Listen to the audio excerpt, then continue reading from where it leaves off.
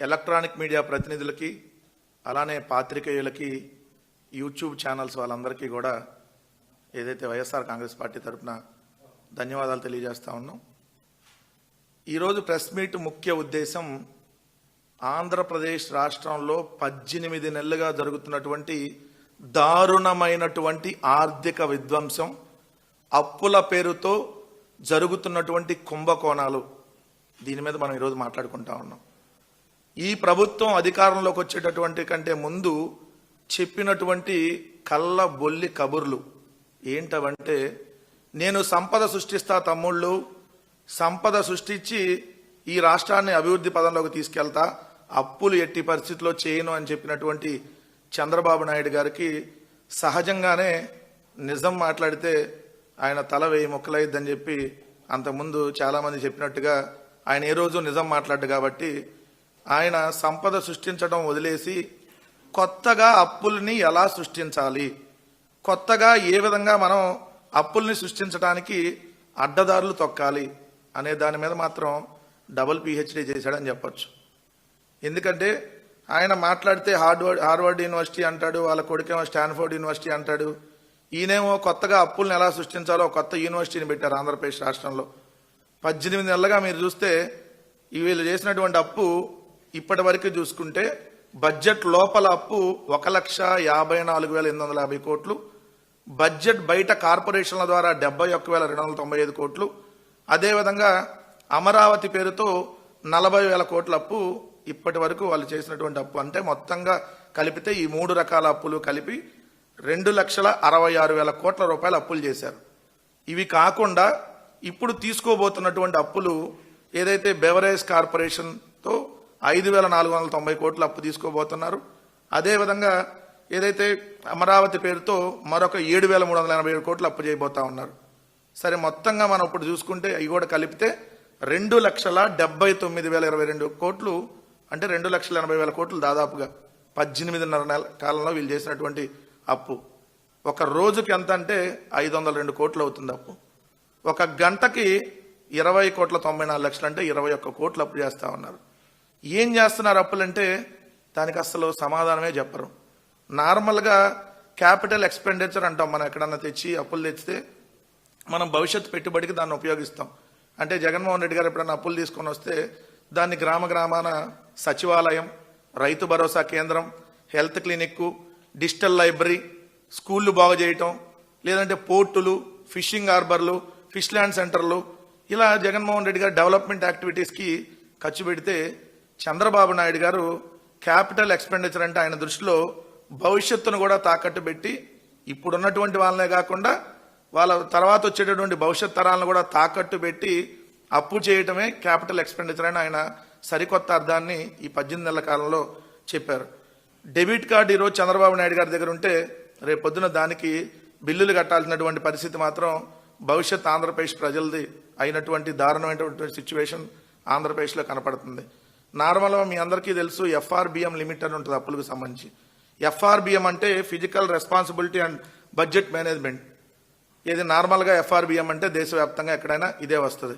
కానీ ఇక్కడ తెలుగుదేశం దృష్టిలో, వాళ్ళ ప్రభుత్వం దృష్టిలో FRBM అంటే ఫ్రీ రన్ బారోయింగ్ మోడల్. ఈ మోడల్తో రాష్ట్రాన్ని 18 నెలల కాలంలో సర్వనాశనం చేసేశాడు. చేసేసి అప్పులకు సంబంధించి అంత దారుణంగా వీళ్ళు అప్పులను తీసుకొని వస్తున్నారంటే మొన్నటికి మొన్న మినరల్ కార్పొరేషన్ అంటే ఆంధ్రప్రదేశ్ రాష్ట్రంలో ఉన్నటువంటి మైన్స్ అన్నింటినీ తాకట్టు పెట్టారు. ఆ మైన్స్ విలువ 1,91,000 కోట్లు. 1,91,000 కోట్ల విలువైనటువంటి మైన్స్ని తాకట్టు పెట్టి 9,000 కోట్ల రూపాయలు అప్పు చేయటమే కాకుండా కమిషన్గా ఏదైతే ఆ బాండ్లకు సంబంధించి కమిషన్ చెల్లించిందే 150 కోట్లు. ఇది కూడా ఎంత దారుణం అంటే మన రాష్ట్రానికి సంబంధించినటువంటి మెయిన్ అకౌంట్ నుంచి డైరెక్ట్గా మనం కానీ అప్పులకు సంబంధించిన వడ్డీ కానీ కట్టకపోతే టైంకి మన డైరెక్ట్గా ఆంధ్రప్రదేశ్ రాష్ట్ర ప్రభుత్వానికి సంబంధించినటువంటి అకౌంట్ నుంచి డైరెక్ట్గా వాళ్ళు డిడక్ట్ చేసుకునే విధంగా ప్రైవేటు వ్యక్తులకు అప్పచెప్పారు. ఇంతకంటే ఆర్థిక విధ్వంసం ఇంకోటి ఉంటుందా? అప్పులకు సంబంధించి బాండ్లు తెస్తా, ఏదైతే ఆ బాండ్లకు సంబంధించిన వాళ్ళకి కమిషన్ ఇచ్చేదానికి ఏదైతే మినరల్ కార్పొరేషన్కి ఉన్న 151 కోట్లు, మరి కమిషన్ డబ్బులు ఎక్కడికి వెళ్తున్నాయి అంటే కమిషన్లో కూడా కమిషన్లు కొట్టేస్తున్నావు చంద్రబాబు నాయుడు గారు. మీరు రెండో అంశం ఇప్పుడు బేవరేజ్ కార్పొరేషన్కి సంబంధించిన దాంట్లో 5,490 కోట్లకు సంబంధించినటువంటి బేవరేజ్ కార్పొరేషన్ అప్పులకు సంబంధించిన దాంట్లో కూడా ఏదైతే ఇప్పుడు కమిషన్ గా 1.5% కమిషన్ 5,490 కోట్లకి అంటే దాదాపు 82.5 కోట్లు కమిషన్ రూపంలో చెల్లిస్తున్నారు. మరి 82.5 కోట్లు కమిషన్ రూపంలో మళ్ళీ ఎవరికి తిరిగి వస్తున్నాయి? సో ఇంతకంటే ఆర్థిక విధ్వంసం ఎక్కడన్నా జరిగిద్దా? జగన్మోహన్ రెడ్డి గారు ముఖ్యమంత్రిగా ఉన్నటువంటి 5 సంవత్సరాల కాలంలో 2 సంవత్సరాలు కోవిడ్, రాష్ట్రం కాదు దేశం ప్రపంచం అంతా కూడా ఆర్థికంగా ఇబ్బందులు పడిన జగన్మోహన్ రెడ్డి గారు చేసినటువంటి అప్పు కేవలం 3,32,000 కోట్లు. అసెంబ్లీ సాక్షిగా మీ పయ్యావుల కేశవే ప్రకటించినటువంటి పరిస్థితి. కానీ మీరు మా ప్రభుత్వం అధికారంలో ఉన్నప్పుడు మా మీద చేసినటువంటి విష ప్రచారం చూస్తే చాంతాడంత లిస్ట్ ఉంటుంది చూడండి.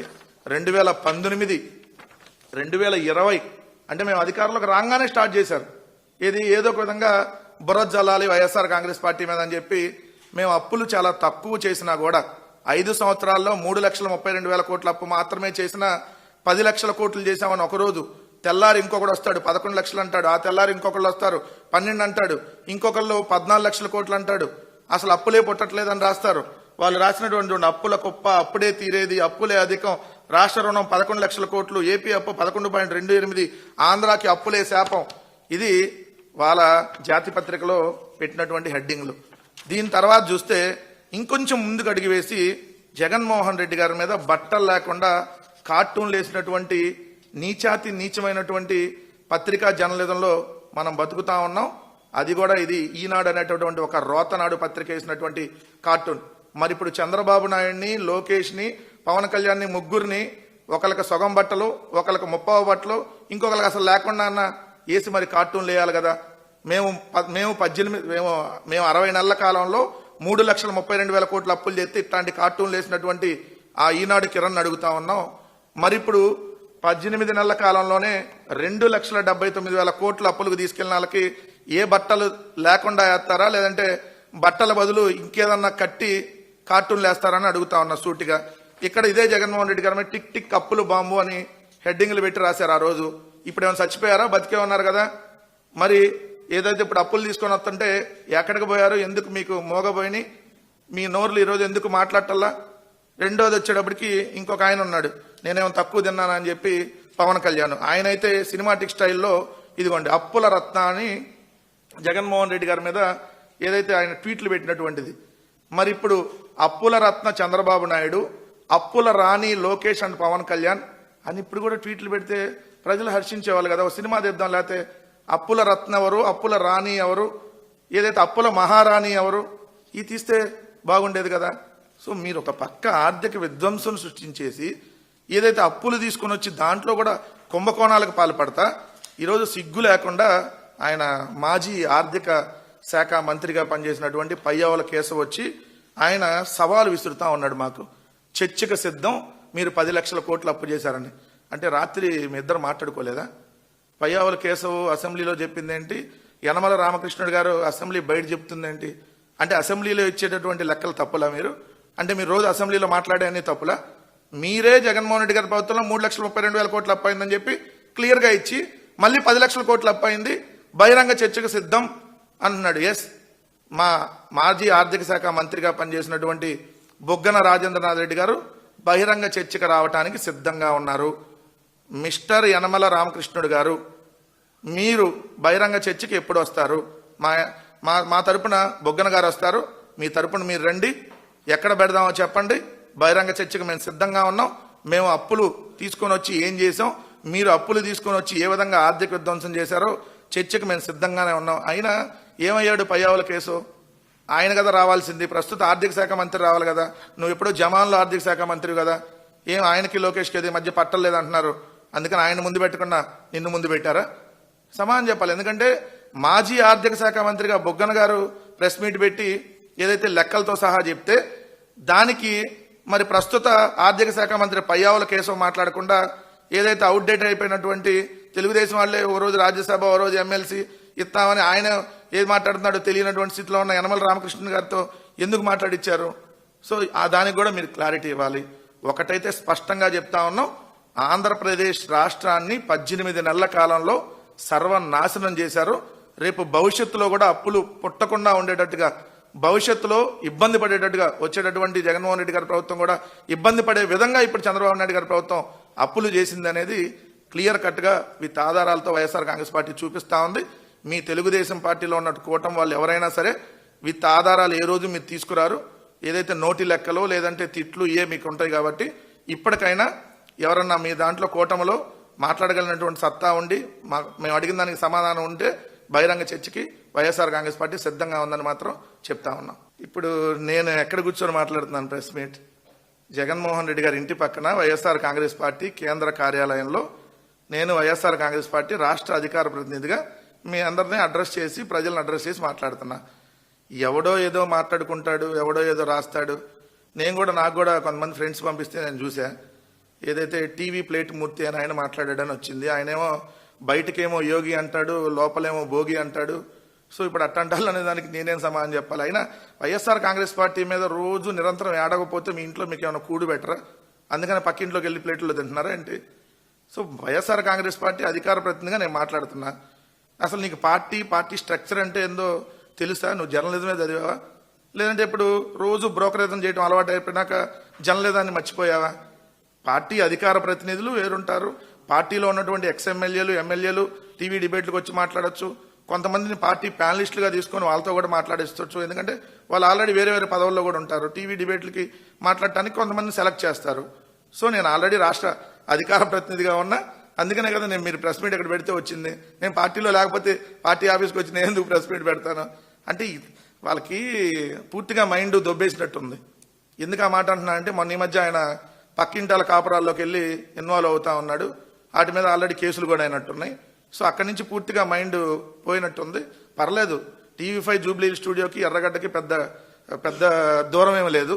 ఒకసారి వెళ్ళి చెక్ చేయించుకుంటే మంచిదని చెప్పి ఎవరైతే నా మీద కామెంట్ చేసిన వాళ్ళకి క్లియర్గా చెప్తా ఉన్నా. నేను వైఎస్ఆర్ కాంగ్రెస్ పార్టీ రాష్ట్ర అధికార ప్రతినిధిగా జగన్మోహన్ రెడ్డి గారు నాకు 2025 మేలో నాకు బాధ్యతలు అప్పచెప్పారు. సో నేను ప్రతిరోజు చర్చా వేదికలకు వెళ్తా కాబట్టి మొన్న ఈ మధ్య మీ మీడియా మిత్రులు అడిగిన దానికే చెప్పాను. ఆయన పక్కనాల కాపురాల్లో ఇన్వాల్వ్ అయినట్టుగా వైఎస్ఆర్ కాంగ్రెస్ పార్టీ వాళ్ళతో ఇన్వాల్వ్ అయితే మొత్తం గుడ్డలు ఒప్పదీసి ఏదైతే తెలంగాణలో ఆయన చేసిన వ్యవహారాలు, ఆంధ్రప్రదేశ్లో ఆయన చేసిన వ్యవహారాలు మొత్తం ఎప్పదీసి చూపించాల్సి వద్దని చెప్పాం కదా. అందుకని నేను నా మీద కొంచెం ప్రతీకారం తీర్చుకోవడానికి పెట్టాడేమో. షాక్ ఇప్పుడు ఎవరికి తగలాలి? మరి నిన్న వాళ్ళ ఛానల్లో 9 to 10 డిబేట్ పెట్టారు. ఏదైతే కారుమూరి వెంకటరెడ్డికి షాక్ అని. మరి ఇప్పుడు నేను ఈరోజు కూర్చొని నేను ప్రెస్ మీట్ పెడుతున్నా.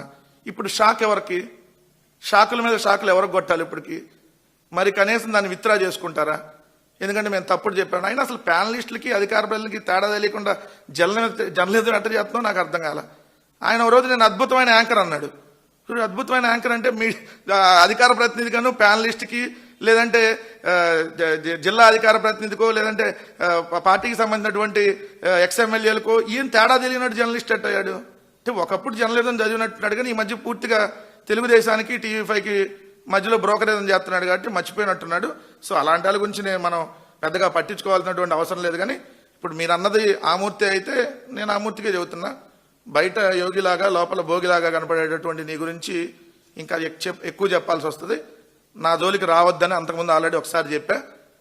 నా గురించి మళ్ళీ వచ్చావనుకో మేము కూడా ఏ విధంగా నీ గురించి చెప్పాలో అవే చెప్తాం. ఇది పర్సనల్ కాదు కదా. నేను పార్టీ అధికార ప్రతినిధిగా నా మీద మాట్లాడావు, నేను కూడా అదే విధంగా రియాక్ట్ అవుతా. ఒకటి, ప్రజా సమస్యలు ఎన్నున్నాయి ఈరోజు. ఓ పక్క మెడికల్ కాలేజీలు ప్రైవేట్ పరం చేస్తుంటే 1 కోటి మందికి పైగా సంతకాల సేకరణ వైఎస్ఆర్ కాంగ్రెస్ పార్టీ చేపడితే దాని మీద డిబేట్లు పెట్టరు. ఏదైతే నిన్న మూడ్ ఆఫ్ ద ఆంధ్రప్రదేశ్ అని చెప్పి ఒక సర్వే వచ్చి తెలుగుదేశంలో 164 మంది ఎమ్మెల్యేలు గెలుచుంటే దాంట్లో 133 మంది ఘోరంగా వైఫల్యం చెందుతున్నారు, వాళ్ళు పూర్తిగా ఓడిపోతారని సర్వే వస్తే ఏదైతే దాని మీద డిబేట్ పెట్టరు. పెట్టి ఎక్కడ లోపాలు ఉన్నాయో ముందు చెక్ చేసుకోండి. ముందు నా గురించి ఎందుకు? మీరు పక్కింటి కాపురాల్లో దూరినట్టుగా నా వ్యవహారాల్లో దూరితే కుదరదు. సో వైఎస్ఆర్ కాంగ్రెస్ పార్టీ ప్యానలిస్టులు నేస్తుందా లేదంటే వైఎస్ఆర్ కాంగ్రెస్ పార్టీ ఏ పదవులు వేస్తుంది? అసలు దీని గురించి మీకెందుకు? అంటే మా మీద నిరంతరం ఏదో ఒక విష ప్రచారం చేయకపోతే మీరు బతకలేరు అనేది చెప్పకనే చెప్తా ఉన్నారు. కాబట్టి సో ఇప్పటికైనా మీ పద్ధతి మార్చుకుంటే మంచిది. లేదంటే మిమ్మల్ని ఆల్రెడీ ఇప్పటికే పూర్తిగా ఎల్లో మీడియా, ఒక జాతి మీడియా అని చెప్పి మమ్మల్ని అసహించుకునే పరిస్థితి ఉంది. ఇంకా కూడా అసహించుకొని రేపొద్దున రోడ్ల మీద మీ పార్టీ అదే మీ టీవీకి సంబంధించినటువంటి ప్రతినిధులు అంటే బయట పరిగెత్తించి తన్నేటటువంటి రోజులు దగ్గరలో వస్తే అంతదాకా తెచ్చుకోవద్దని మాత్రం చెప్తా ఉన్నాను.